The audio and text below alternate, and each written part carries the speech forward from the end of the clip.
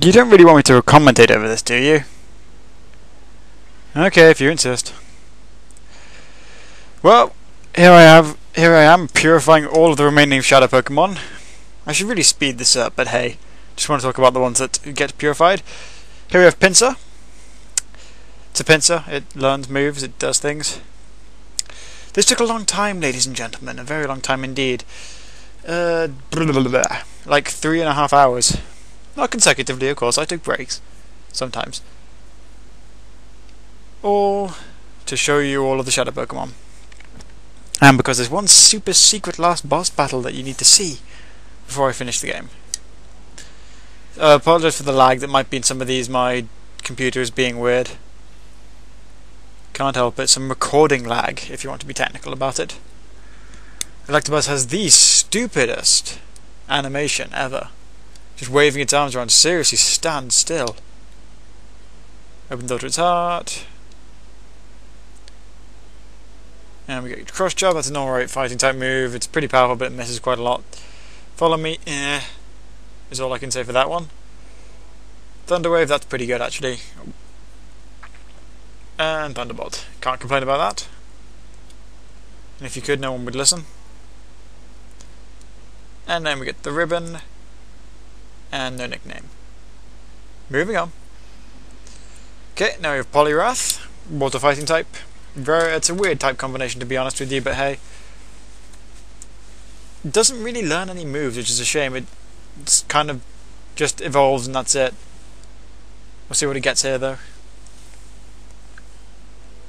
You'll notice that my setup in this set is weird. It's a Togepi, then I think a Spearow, then a Zangoose, then a Pidgeotto, then back to Togepi. None of them are super effective on each other, and yet it's a 100. It's like the fastest it could possibly be. I genuinely don't understand. It's so weird. Here we have Snorlax, big fat ugly thing. Seriously, Snorlax, get a life. You can't even see its face. Yeah, but the sets thing, it never really made sense to me. It just, some of them work and some of them don't. Like, even when they are super effective, it's not super effective. I don't understand. But here's Snorlax, we're getting some pretty cool moves. Refresher's alright, it's like a full heal, but you don't need to use a full heal. And a Ribbon. Ta-da, Snorlax. And hello, Lickitung. Your animation is almost as stupid as Electabuzz's. Although I don't know what you'd really expect for a Lickitung. Do well. It's like, seriously, calm down.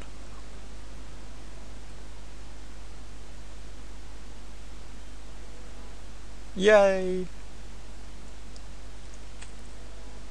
Did it now?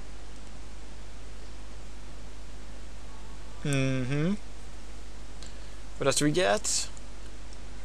Ooh, a Ribbon. That's always useful. He lied. And we have Rhydon, one of Master Grevil's Pokemon. Or Grandmaster Greville. I believe it was one of his at least. He had a Rhydon, 3 legendary birds, an Executor, and a Taurus. Yes, so that was one of his. It's a cool Pokemon in like it learns Mega Horn, which is it's the most powerful bug type move there is. But it's rock ground type, and rock ground type are weak to, you know, grass and everything under the sun and water, which is pretty much everything under the sun. In the 3rd generation at least, so many water types, I mean seriously, Nintendo. Here we have Mr. Mime, pretty quick, pretty powerful generation 1. Its health stat is actually really low. Little known fact.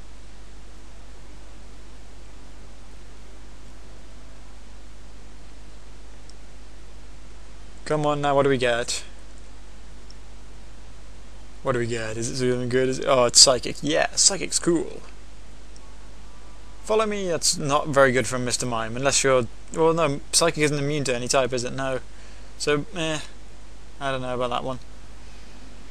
Okay, here we have Marowak, another Generation 1 Pokemon. Like I said, right at the very start of this game, Generation 1 Pokemon are a lot more prominent in this game than they were in the first game, as in the first game, there were no Generation 1 Pokemon. It was all Generation 2 and Generation 3. Mostly Generation 2, but that was because they weren't... Heart, Gold, and Soul Silver didn't exist at that point in time, so it was difficult to get Generation 2 Pokemon. I actually spent most of the time, like, in order to get the shadow gauges down, just running around in circles in the lab, because it was all in step. Like, when one Pokemon was done, another Pokemon was nearly done. Like, number 6 is nearly done here. And I'm sure, yeah, there's number 6, purifying it. And now number 9 is nearly done. And then number 7 will be nearly done. And then number 5 will be nearly done. But I actually did, like, the last few Pokemon that I purified, I actually went up to Mount Battle and started battling some stuff. Ronnie became... Actually, no. I won't tell you about that. You'll see that in the last episode.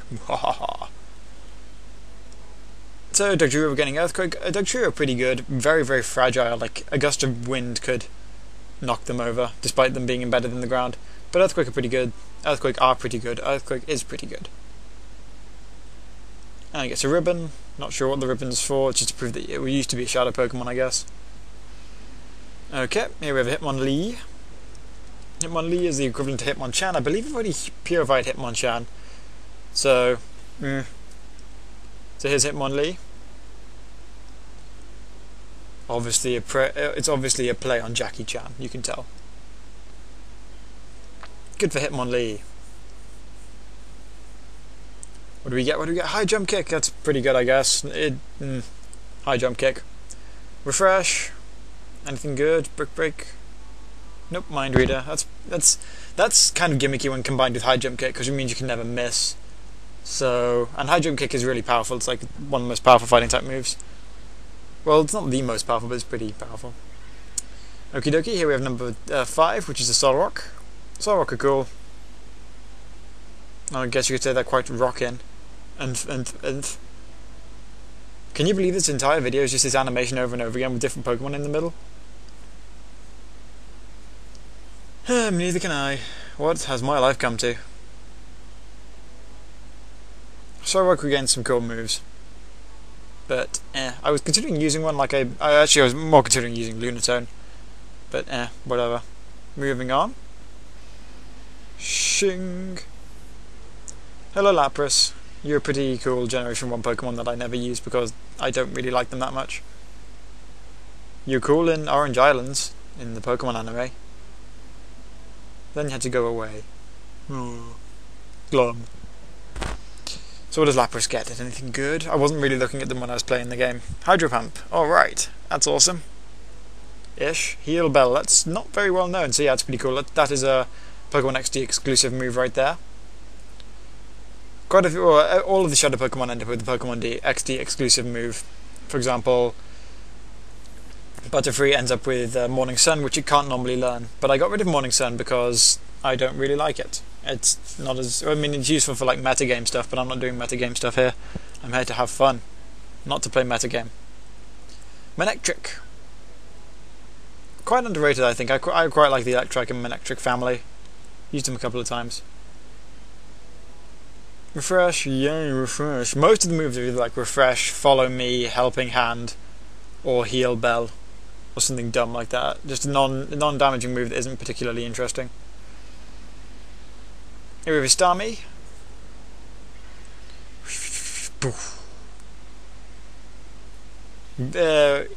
Fun fact, I guess, in the 3rd generation it is the fastest water-type Pokemon. But you didn't know that, although you probably did. And in Generation 4 it is tied for the fastest water Pokemon with Floatzel.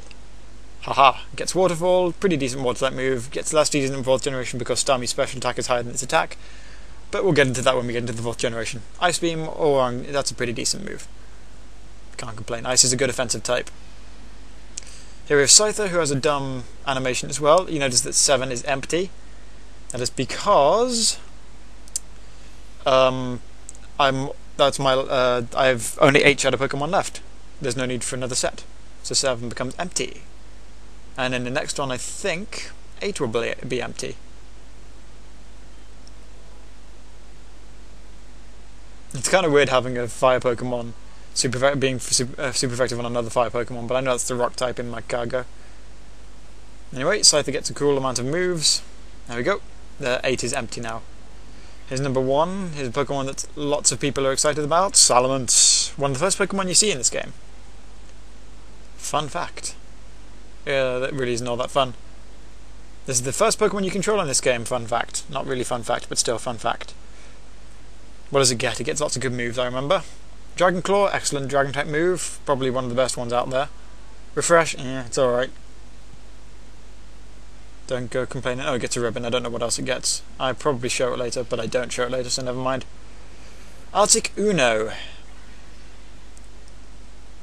The first legendary bird, and one of the most original, well, one of the original like 5 legendary Pokemon. I believe there were like 5. Mewtwo, Mew, and then the 3 legendary birds. Can't think there were any other ones. Maybe there were. Can't really remember any. No, there weren't. Extrasensory, excellent move. I love that move. It's my favourite psychic type move. That is Extrasensory and Heal Bell are Pokemon XD exclusives. Keep that in mind, folks. So if you want to get your legendary bird with Extrasensory, you're gonna get it in this game. That's what I'm trying to tell you here. Moving on to Zapdos.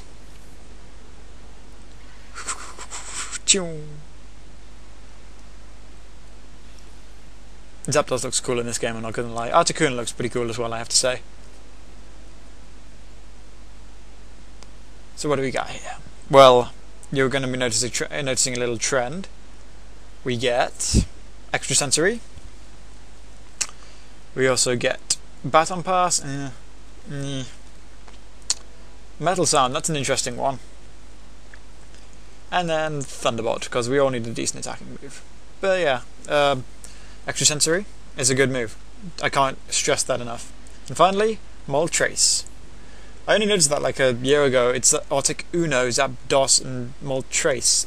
Spanish for Uno dos tres. Well, not Spanish for it is Spanish. Uno dos tres means 1, 2, 3 in English. Haha! Clever naming scheme, Nintendo. Clever. Except it's not really that clever. I don't know. I thought it was cool. So, Moltres also gets Extrasensory. Yep, the 3 legendary birds get the exclusive Pokemon XD move Extrasensory. It also gets Morning Sun. You could probably do better. I mean, if you're going to use it for the meta game, Flamethrower as well, that's good. If you're going to use it for the meta game, you probably, well, Morning Sun, you can't complain. Unless it learns, I don't remember if it learned Sunny Day, I don't think it did. Anyway, here we have Tauros. Ooh, only 3 Shadow Pokemon left, guys. Tauros are a very decent normal type Pokemon. 490 base stats, I remember, because a friend of mine used one. Actually, no, not a friend of mine, my brother used one. Tauros, yeah, pretty cool. Has Anger Point, which is, I think its attack stat gets either maxed or raised sharply if it gets a critical hit. I think it's maxed, but I don't think it's maxed. I shouldn't have said anything because now I'm going to get loads of comments saying, "Oh, it's this." Don't tell me. Don't tell me. Just don't tell me. Okay. Next we have Executor. I don't know why I purified Rhydon first. Oh, I know why. It's because I needed the ground type to make my last set 100% effective. So it's like, where are my ground type Pokemon? And then I picked Rhydon, so. There's Executor. You're a funky looking Gen 1 Pokemon, I gotta say. Weird walking coconut tree with dinosaur feet. Now, I'm not sure what they were doing when they thought of that. It gets a decent array of moves. Ancient Power is pretty interesting. I believe that no, I don't think that is an exclusive. It might be. And finally, Dragonite, the last Shadow Pokemon. Because, you know, XD0001 can't be purified at all. No way. Not in the slightest. They don't even bother trying to purify XD001, the Shadow Lugia.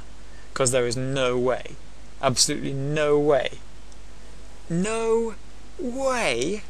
No tiny little way you'll be able to purify it.